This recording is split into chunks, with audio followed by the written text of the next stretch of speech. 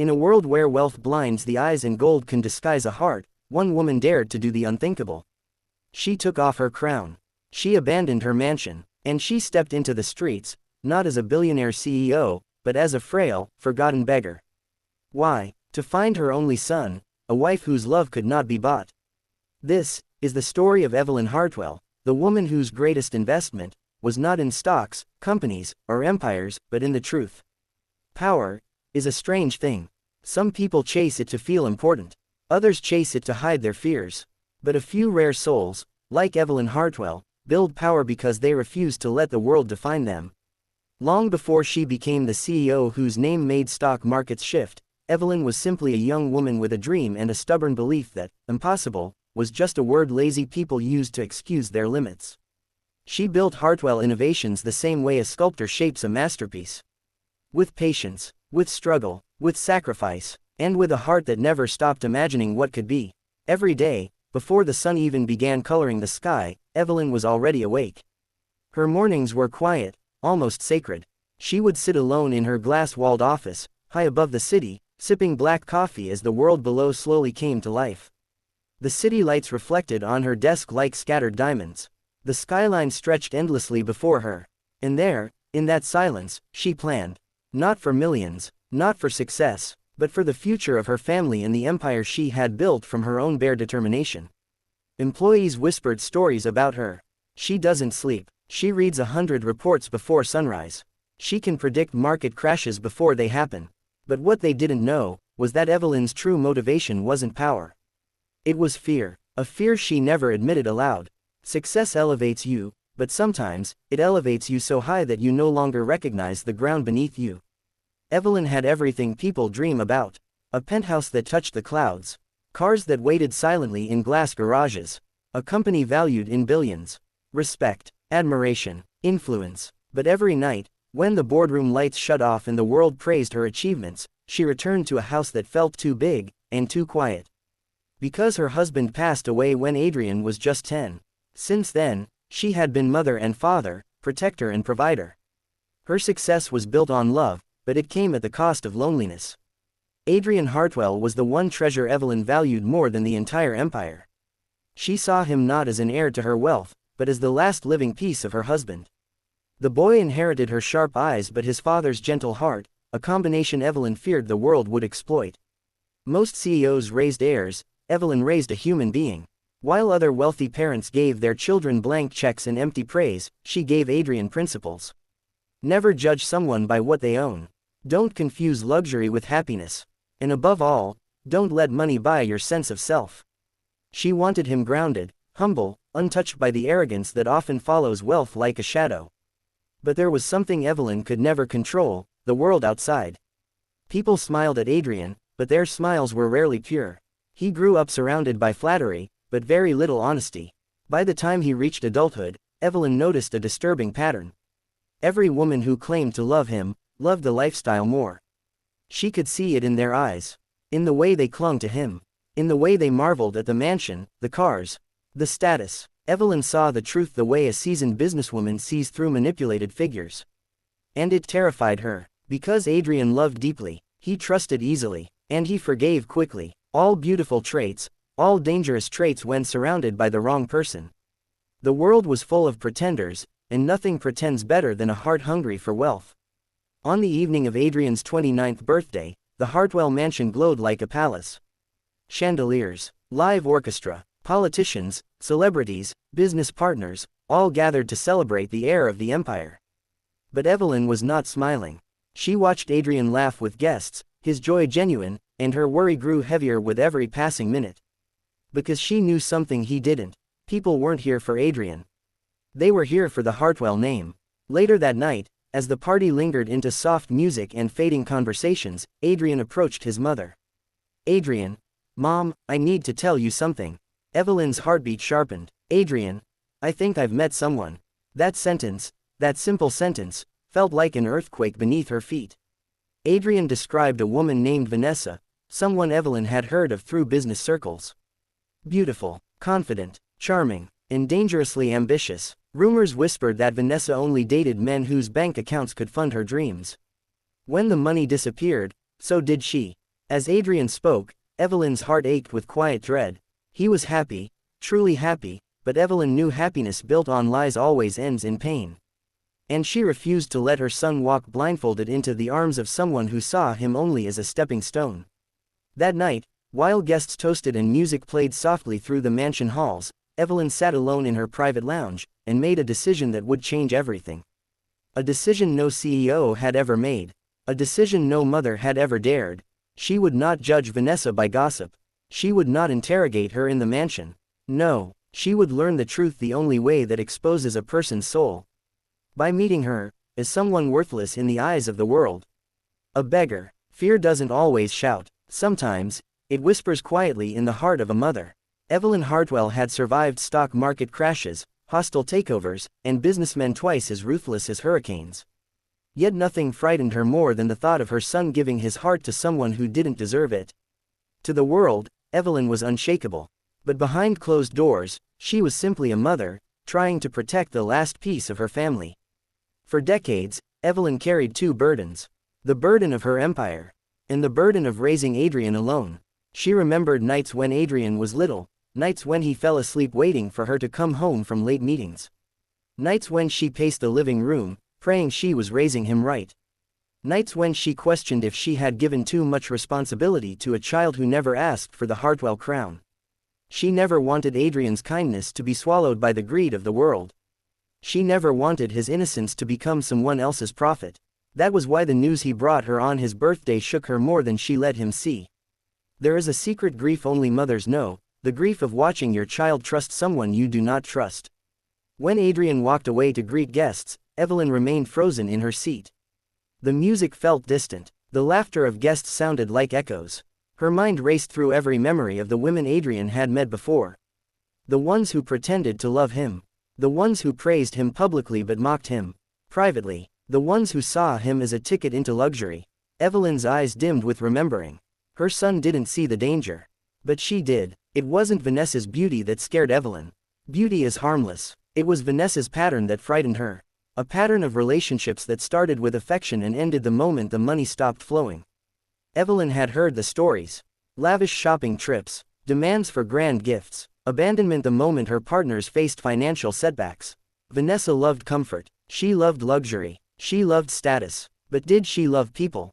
Evelyn wasn't convinced. And she could not, would not, let Adrian walk blindly into a life that would drain him emotionally. Later that night, in her private lounge overlooking the quiet city, Evelyn removed her earrings and stared at her reflection in the mirror. She didn't see a CEO. She didn't see a billionaire. She saw a mother, terrified of losing her son to someone who might break him. She whispered to herself, "Evelyn, how do I protect him, without losing him?" This was the problem many parents faced, the fine, fragile line between guidance and control. Adrian was an adult. He had his own life, his own dreams. But loving him didn't stop Evelyn from wanting to shield him. She feared being the overprotective mother who pushes her child away. But she also feared being the silent mother who watches her child walk into disaster. Both choices hurt. Finally, at nearly midnight, Evelyn stood from her chair. She paced slowly across the room, her mind assembling a plan so unconventional, so bold, so risky, that no one else would dare attempt it. But Evelyn was not anyone else. She was a strategist, a visionary, a woman who saw truth where others saw illusions. If she wanted to know Vanessa's true character, she couldn't ask her directly. People lie when being watched. She needed to see Vanessa without the mask, without the performance, without the awareness of being tested. And there was only one way to achieve that. Evelyn would remove her wealth, her status, her influence. She would approach Vanessa as someone who could give her nothing. A stranger, a burden, a nobody. Only then would Vanessa's true character reveal itself. And so, with a steady exhale, Evelyn whispered the decision that would begin her greatest test. "Evelyn, I must become someone she cannot impress." The night Evelyn Hartwell made her decision, sleep never touched her eyes. She lay awake staring at the ceiling of her vast, luxurious room, a room decorated with imported marble, soft golden lighting, and designer furnishings. But none of that mattered. Because for the first time in her life, Evelyn felt powerless. All her wealth, all her influence, all her brilliance, none of it could show her who truly loved her son. Only truth could do that. And truth could not be bought. It had to be revealed, in the unlikeliest of places. At 4:17 a.m., long before the first staff member arrived, Evelyn rose from her bed. She walked to her closet, a room larger than most apartments. Rows of tailored suits lined the walls. Shelves sparkled with diamonds and pearls. Shoes gleamed beneath soft white lights. Perfumes worth fortunes rested on glass stands like silent trophies. This was the wardrobe of a powerful woman. But power was exactly what she needed to abandon. Evelyn stood before the mirrored wall, staring at her reflection. Her eyes looked tired, but determined. She whispered, "Evelyn, today, you cannot be Evelyn Hartwell." She slid open a lower drawer, one she almost never touched. Inside lay items from a world far different from the one she now lived in. Her mother's old coat, patched and worn, a faded scarf, and a pair of scuffed shoes that looked like they had walked through years of hardship. She kept these items not out of sentimentality, but as a reminder of where she came from. Evelyn took out the coat, held it in her hands, felt its roughness beneath her fingertips. This coat had belonged to a woman who worked 2 jobs to raise Evelyn alone. A woman who taught her that dignity wasn't in wealth, but in kindness. A woman who used to say, "A heart reveals itself in how it treats those who have nothing." Those words echoed in the quiet room like destiny calling to her. Evelyn removed her jewelry, placing each piece gently into a velvet box. She tied her hair into a messy knot, something she had never done before. Her hair had always been styled with precision, but today it fell untamed around her face. She washed off her makeup, darkened the area beneath her eyes, smudged a little dust across her cheekbones. Then she slipped into the old coat. The transformation was almost frightening. Her posture changed, her elegance faded, her presence softened. She no longer looked like a CEO worth millions. She looked like someone the world would ignore without thinking twice. She stood before the mirror again. For a long moment, she just stared. It is a strange thing, to choose to become invisible in a world that once celebrated your every step. But invisibility was exactly what she needed. She whispered, "Evelyn." Perfect. Evelyn knew she couldn't leave the mansion through the main entrance. Security guards were stationed there 24 hours a day. If anyone saw her like this, her plan would be ruined. So she headed toward a side hallway, a hallway very few people knew existed. At the end of it was a service door used only by maintenance workers. She placed her hand on the steel handle, hesitated, and closed her eyes for a moment. This was the moment she crossed from one world into another. When she opened her eyes again, she pushed the door open. Cold morning air rushed in. She stepped out, and for the first time in decades, Evelyn Hartwell left her mansion unnoticed. The city streets were waking up. Street vendors arranged their goods. Delivery trucks rumbled across intersections. Commuters hurried toward buses and trains. In her CEO life, Evelyn saw the city from penthouses and tinted car windows. But today, she saw it from the ground. She saw the cracks in the sidewalks, the faded graffiti, the tired faces of people worn down by life. And for a moment, she felt strangely human again. She walked slowly, absorbing the world around her. Cars splashed water from last night's rain. A faint smell of roasted coffee drifted from a small cafe. Strangers brushed past her without a glance. And for the first time in her life, Evelyn Hartwell felt something she had never felt before. What it was like to be unseen. Not respected, not feared, not admired, just another soul in the crowd. At a crosswalk, a woman in a business suit bumped into her, spilling a portion of her latte. The woman didn't apologize. She didn't look back. She simply hissed under her breath, "Watch where you're going." Evelyn blinked. She had forgotten what rude felt like. Because as a CEO, people treated her with forced respect, even when they hated her. Now she saw the world's true face. It humbled her, it stung her, but it also strengthened her resolve. This disguise would reveal truths she could never learn from boardrooms. By mid-morning, Evelyn made her way near the upscale restaurant where Vanessa was scheduled to meet Adrian. She arrived early, sat on the sidewalk, leaning against a wall. Her disguised appearance made her blend into the background. People passed her without noticing, except one man who tossed a few coins beside her. She whispered a quiet, "Thank you." A faint smile touched her lips. She felt a strange mixture of gratitude and sadness. This was the life of the unseen. Then, a black luxury car pulled up to the curb. Vanessa stepped out, elegant, confident, beautiful. Everything about her screamed luxury and expectation. Evelyn's heart tightened. She was nervous, not for herself, but for the test she was about to begin. She whispered to herself, Evelyn, show me who you truly are. As Vanessa approached the restaurant entrance, Evelyn stood. She took a breath, stepped forward, and prepared to speak to the woman who might become her son's wife. But not as Evelyn Hartwell, not as a CEO, not even as a mother. She would speak to her, as a beggar. A woman with nothing, a woman whose value could not be used or exploited. A woman who could expose Vanessa's heart in one simple exchange. Evelyn, in a weak, trembling voice, excuse me, miss, please. Vanessa stopped, her designer heels clicking against the pavement. She looked down at Evelyn with a mixture of disgust and annoyance. Vanessa, what do you want? Evelyn, I haven't eaten in 2 days. Could you spare some change? Anything would help. Vanessa's face twisted with irritation. Vanessa, are you serious? I'm wearing a $3,000 dress, and you think I carry cash for people like you? She looked around, as if embarrassed to be seen talking to a beggar. Vanessa, get a job. Stop bothering people who actually contribute to society. Evelyn, please, miss. I'm not asking for much. Even $1 would. Vanessa, cutting her off, listen, lady. I work hard for my money. I'm not going to throw it away on someone who's probably going to spend it on drugs or alcohol. She pulled out her phone and started typing, clearly trying to end the conversation. Vanessa, there are shelters for people like you. Use them. Evelyn, the shelters are full, miss. I've tried. Vanessa, snapping, that's not my problem. I have important things to do. She started walking toward the restaurant entrance, but Evelyn followed her. Evelyn, please, I'm desperate. My husband died, and I have nowhere to go. Vanessa, turning around furiously, stop following me. Security. She waved at a restaurant security guard, who began walking toward them. Vanessa, this woman is harassing me. Get her away from here. The security guard approached Evelyn. Security guard, ma'am, you need to move along. No loitering. Evelyn, looking at Vanessa one last time, God bless you anyway, miss. Vanessa, scoffing, whatever. She disappeared into the restaurant without looking back. Evelyn stood there for a moment, processing what had just happened. Her heart felt heavy, not because Vanessa had been cruel to her, but because she had been cruel to someone she believed had nothing. 20 minutes later, Adrian's car pulled up. He stepped out, handsome and kind, looking around for Vanessa.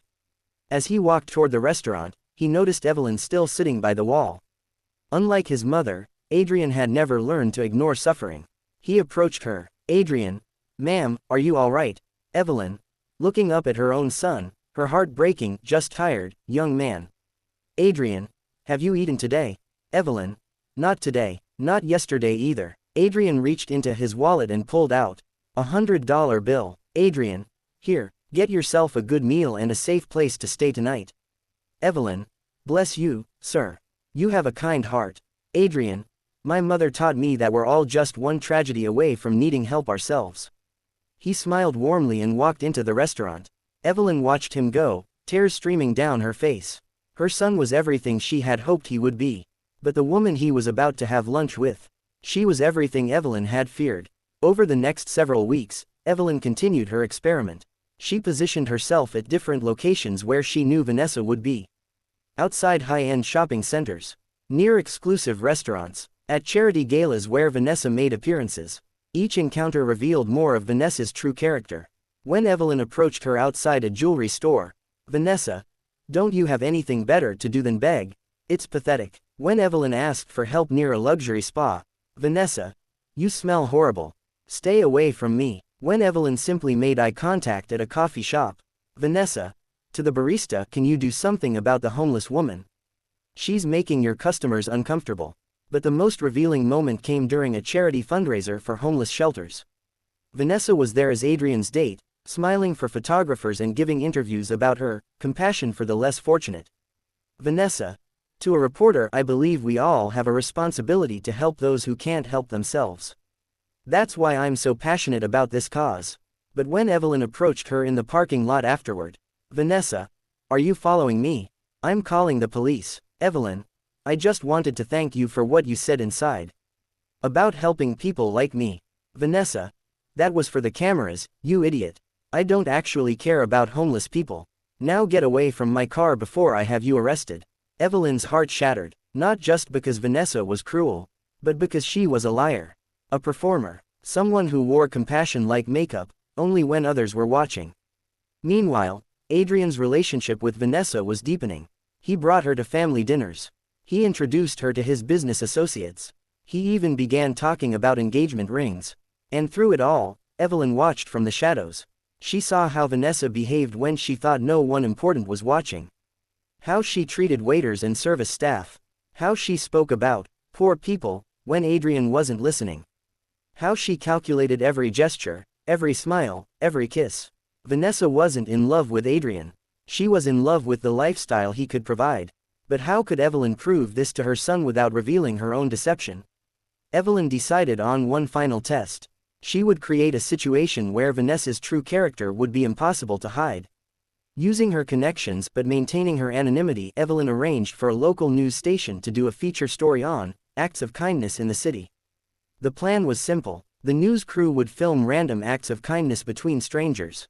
They would position themselves outside the restaurant where Adrian and Vanessa had their weekly dinner date. And Evelyn would be there, as the beggar, giving Vanessa one last chance to show her true self. But this time, it would be on camera. On the evening of the test, everything was in place. The news crew was hidden across the street. Adrian and Vanessa were inside the restaurant. And Evelyn was in position, looking more desperate than ever. When Adrian and Vanessa emerged from the restaurant, Evelyn approached them. Evelyn. Sir, ma'am, please. I haven't eaten in days. Could you help me? Adrian immediately reached for his wallet, but Vanessa grabbed his arm. Vanessa. Whispering harshly, don't encourage her, Adrian. These people are all scammers. Adrian. Vanessa, she's clearly in need. Vanessa. Louder, not caring if Evelyn heard, she's probably on drugs. Look at her. She's disgusting. Evelyn. Please, I'm not on drugs. I'm just hungry. Vanessa. To Evelyn, get a job. Stop being a burden on society. Adrian. Shocked. Vanessa, what's wrong with you? She's a human being. Vanessa. She's a waste of space. Adrian, you're too soft. This is why people take advantage of you. She pulled out her phone and started recording Evelyn. Vanessa. I'm going to post this online. Aggressive beggar harasses couple on date. Maybe public shame will teach you a lesson. Adrian. Vanessa, stop. Put your phone away. Vanessa. No, Adrian. Someone needs to teach these people that they can't just expect handouts from successful people like us. She stepped closer to Evelyn, her phone camera rolling. Vanessa. What's your story? Lost your job, made bad choices, or are you just lazy? Evelyn. Tears in her eyes. My husband died. I lost everything. Vanessa. Sure you did. That's what they all say. Adrian had seen enough. Adrian. Vanessa, we're leaving. Now. Vanessa. Fine, but I'm keeping this video. It'll go viral. As they walked away, Adrian was quiet. Vanessa, oblivious to his disgust, continued her rant. Vanessa. Honestly, Adrian, you need to toughen up. When we're married, I'm not going to let you throw our money away on every sob story we encounter. Adrian. Stopping in his tracks. Our money. Vanessa. Well, yes. When we're married, your money becomes our money. That's how marriage works. Adrian. And what happens to your money? Vanessa. What money? I'm not rich, Adrian. You are. That's why this relationship works. The words hung in the air like a confession. Adrian stared at her, seeing her clearly for the first time. Adrian.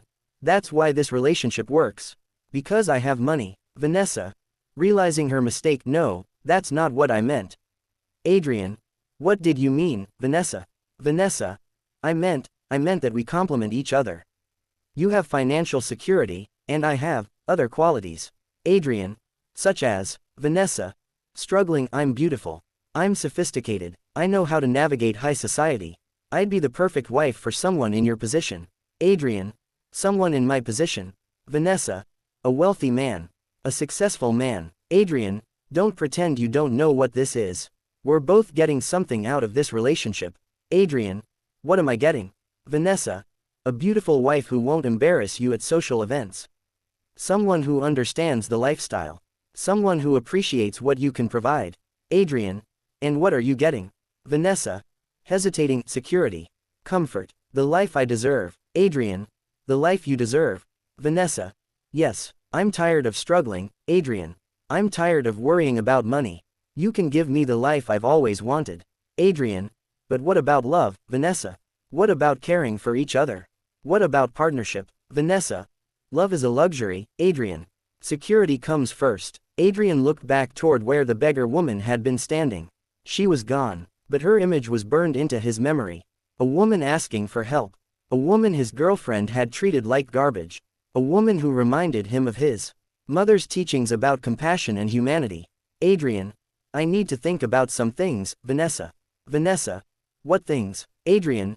Don't let one homeless woman ruin what we have. Adrian. What do we have, Vanessa? Really, Vanessa?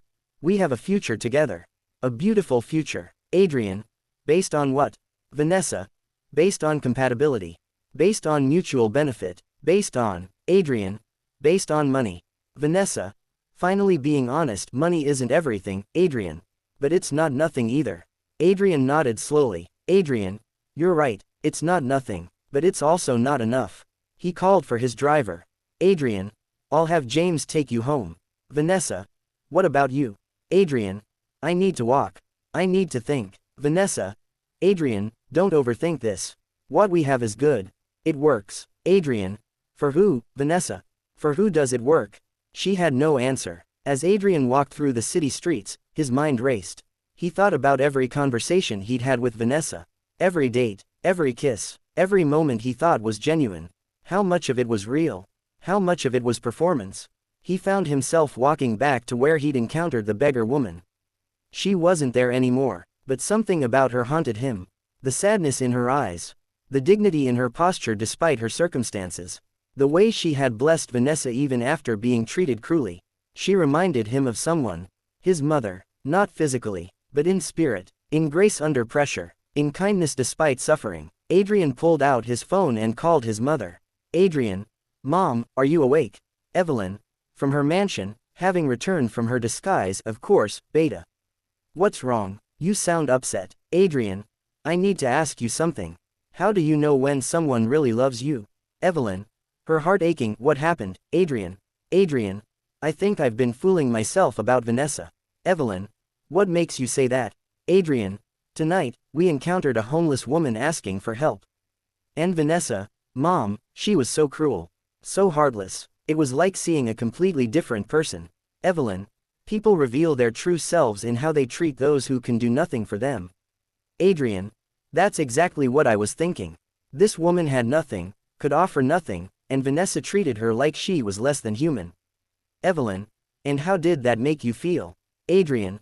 Ashamed, disgusted, and confused. Because if Vanessa can be so cruel to a stranger in need, what does that say about her capacity for genuine love? Evelyn. What do you think it says? Adrian. I think it says she doesn't love people, Mom. I think she loves things.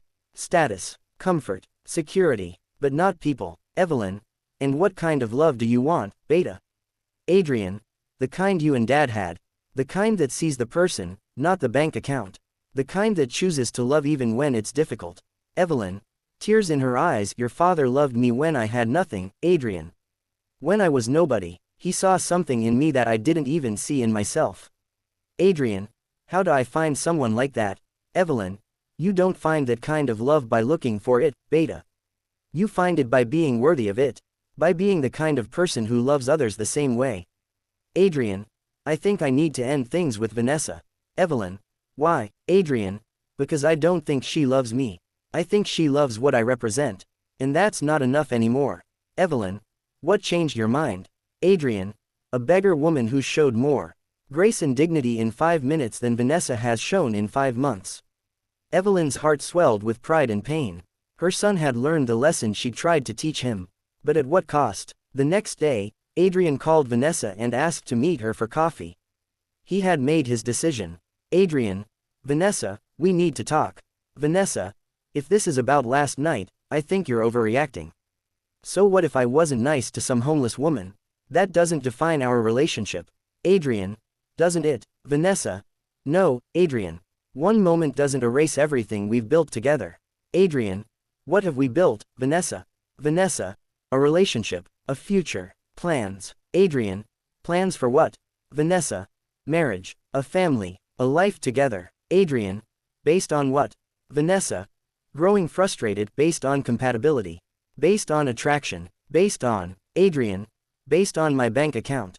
Vanessa. That's not fair. Adrian.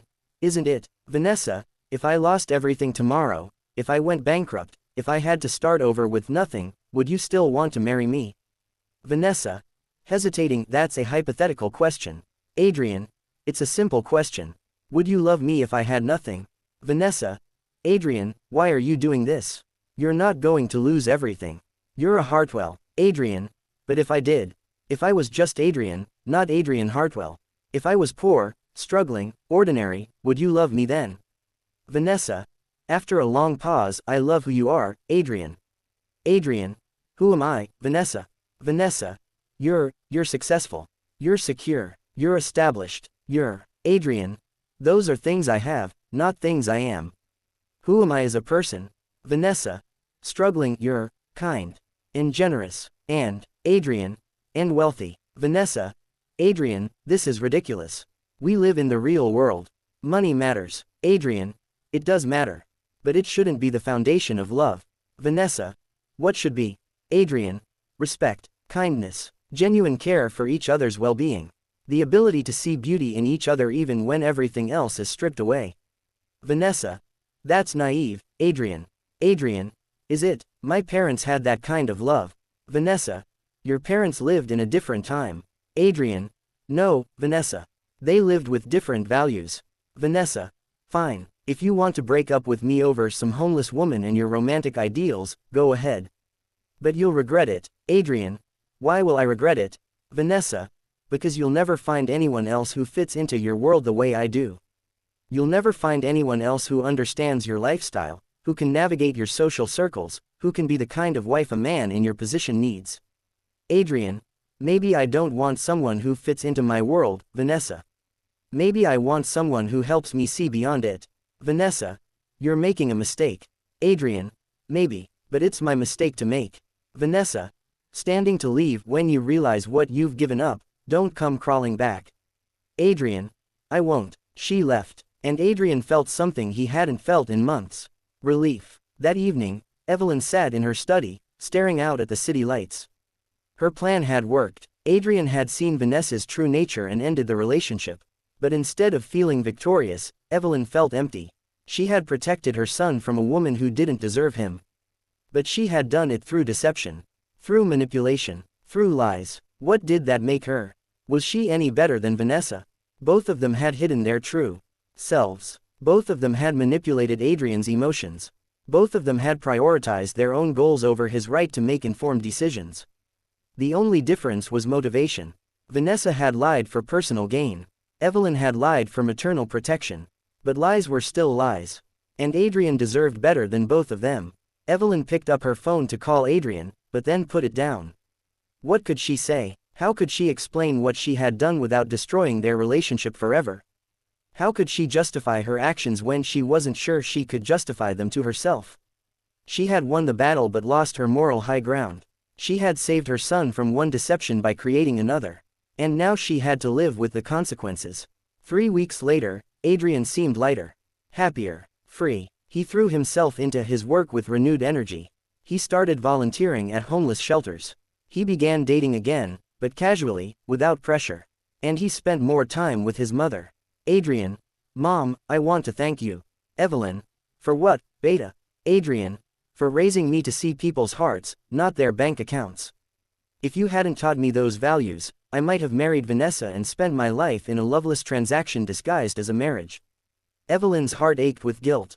Evelyn. Adrian, what if someone you trusted had deceived you in order to protect you? Would you forgive them, Adrian? What do you mean? Evelyn.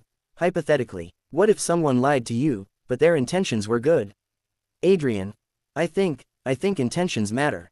But so does trust. If someone I loved felt they had to lie to protect me, I'd want to understand why they didn't trust me enough to tell me the truth. Evelyn. Even if the truth might have hurt you. Adrian. Pain from truth heals, Mom. Pain from deception, that's harder to recover from. Evelyn nodded, her decision crystallizing. Adrian deserved the truth, all of it, even if it cost her everything. Evelyn. Adrian, I need to tell you something. About Vanessa. About how you came to see her true nature. Adrian. What about it? Evelyn. It wasn't an accident. That night when you encountered the homeless woman, it was orchestrated. Adrian. What do you mean? Evelyn. The homeless woman was me. Adrian stared at her, not comprehending. Adrian. What, Evelyn? I disguised myself as a beggar. I tested Vanessa's character by approaching her as someone who could give her nothing. I wanted to see how she treated people she considered beneath her. Adrian. Standing up, shocked. You were the beggar woman. Evelyn. Yes, Adrian. You manipulated the entire situation. Evelyn. Yes, Adrian.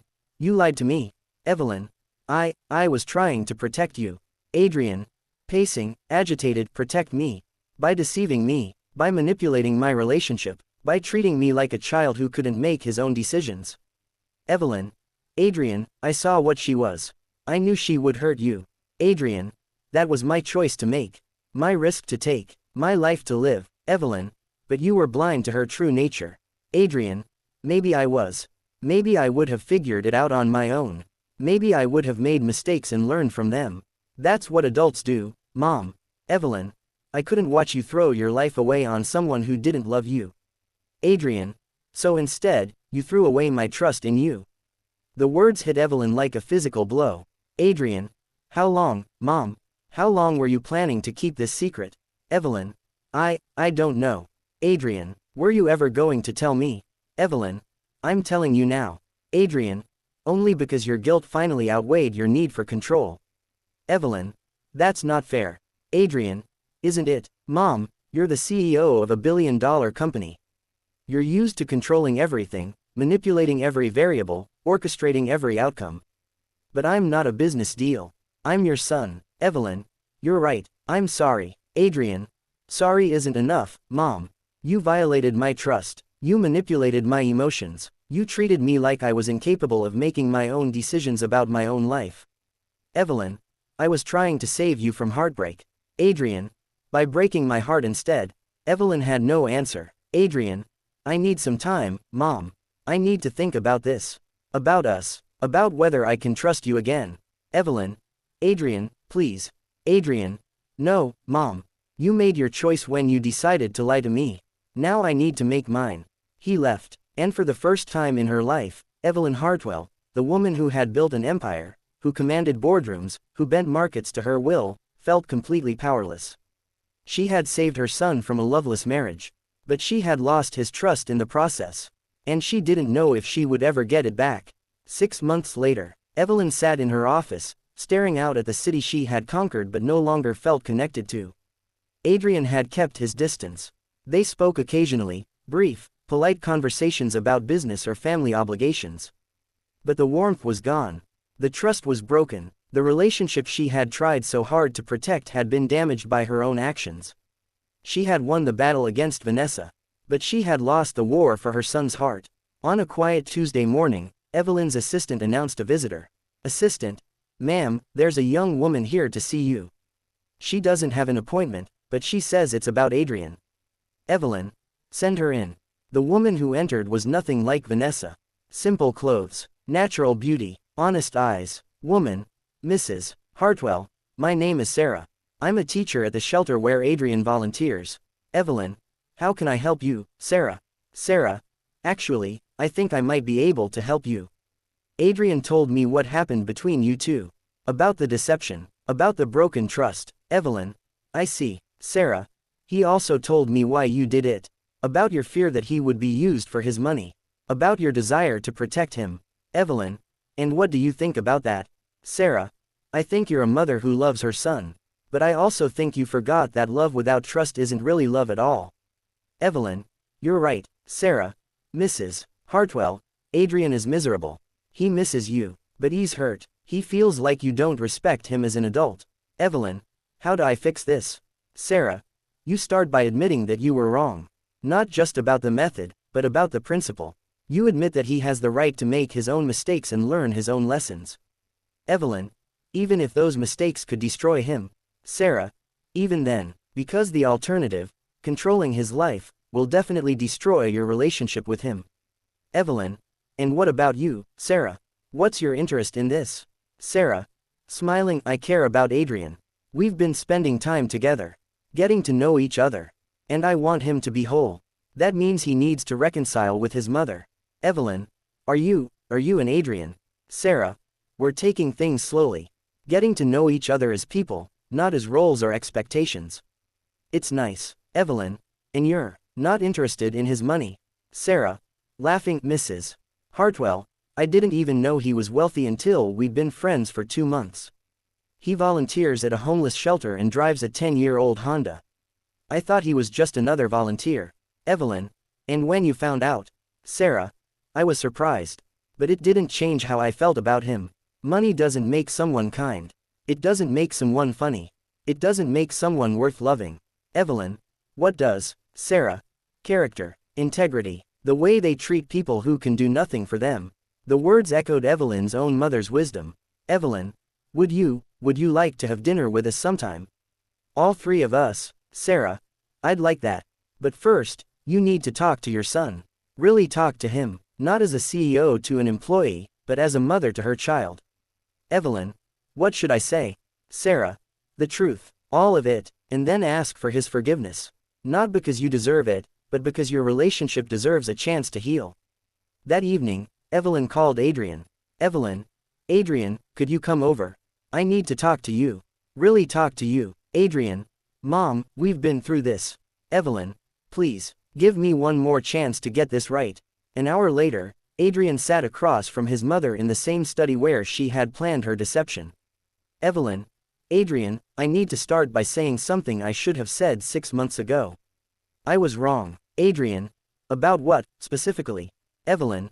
About everything. About lying to you. About manipulating your relationship. About treating you like you couldn't handle your own life. About prioritizing my fear over your freedom. Adrian. Okay, Evelyn. But most of all, I was wrong about thinking I had the right to make decisions about your life without your knowledge or consent. Adrian. Go on, Evelyn. You are not a child, Adrian. You're a grown man with your own judgment, your own values, your own right to make mistakes and learn from them. And I robbed you of that right because I was afraid. Adrian. Afraid of what? Evelyn. Afraid of losing you. Afraid of watching you get hurt. Afraid of being powerless to protect you. Adrian.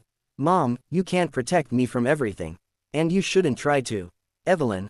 I know that now. And I'm sorry, not just for what I did, but for the arrogance behind it. The assumption that I knew better than you what was good for your life. Adrian. Apology accepted. Evelyn. Just like that. Adrian. Mom, I've had 6 months to think about this. And yes, you were wrong. But your intentions came from love. And I'd rather have a mother who loves me too much than one who doesn't love me enough. Evelyn. Tears in her eyes. I missed you, Beta. Adrian. I missed you too, Mom. They embraced. Adrian. But Mom, this can't happen again. You have to trust me to live my own life. Evelyn. I will, I promise. Adrian.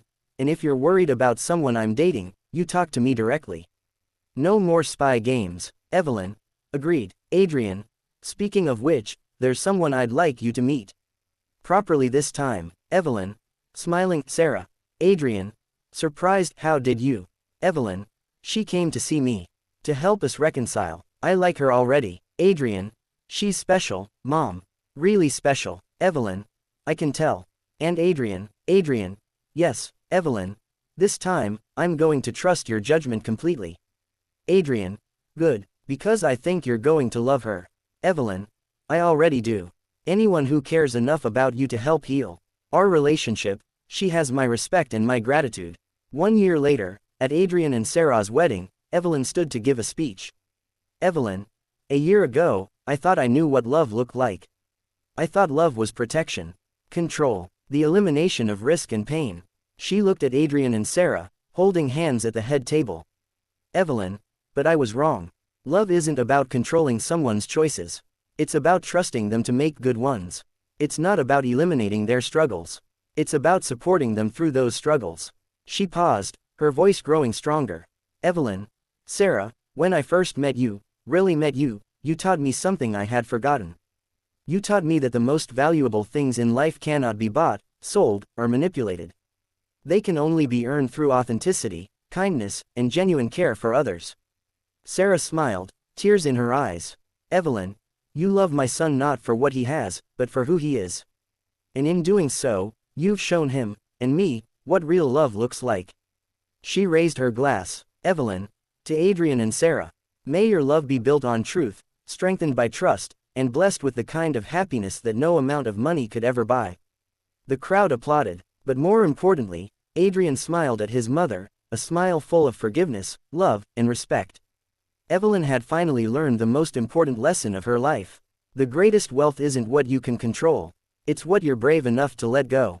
And sometimes, the most powerful thing a person can do is take off their crown.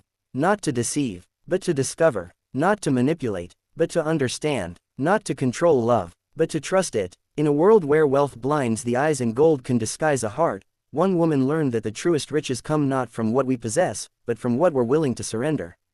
For in the end, love cannot be bought, manufactured, or controlled. It can only be recognized, respected, and received with an open heart. This is the story of Evelyn Hartwell, the woman who discovered that the greatest investment she could make was not in her empire, but in the courage to trust her son's heart. And sometimes, that's the most powerful crown of all.